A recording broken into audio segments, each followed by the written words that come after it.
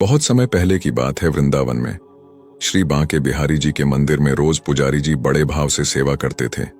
वे रोज बिहारी जी की आरती करते, भोग लगाते और उन्हें शयन कराते और रोज 4 लड्डू भगवान के बिस्तर के पास रख देते थे।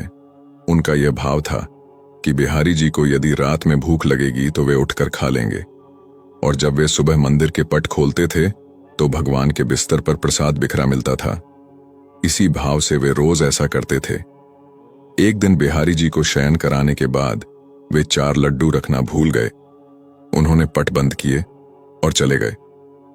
रात में करीब 1-2 बजे जिस दुकान से वे बूंदी के लड्डू आते थे, उन बाबा की दुकान खुली थी। वे घर जाने ही वाले थे, तभी एक छोटा सा बालक आया और बोला, बाबा, मुझे बूंदी के लड्डू चाहिए। बाबा ने कहा, लाला, लड्डू तो सारे खत्म हो गए, अब तो मैं दुकान बंद करने जा रहा हूं। वह बोला, आप अंदर जाकर देखो, आपके पास 4 लड्डू रखे हैं। उसके हट करने पर बाबा ने अंदर जाकर देखा तो उन्हें 4 लड्डू मिल गए, क्योंकि वे आज मंदिर नहीं गए थे। बाबा ने कहा, पैसे दो।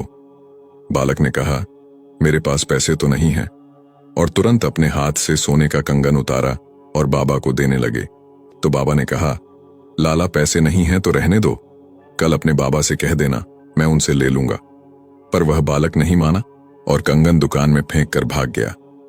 सुबह जब पुजारी जी ने पट खोला तो उन्होंने देखा कि बिहारी जी के हाथ में कंगन नहीं है। यदि चोर भी चुराता तो केवल कंगन ही क्यों चुराता। थोड़ी देर बाद ये बात सारे मंदिर में फैल गई।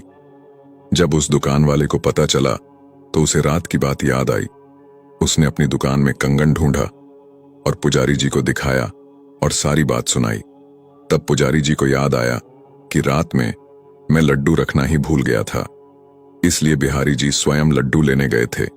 यदि भक्ति में भक्त कोई सेवा भूल भी जाता है तो भगवान अपनी तरफ से पूरा कर लेते हैं।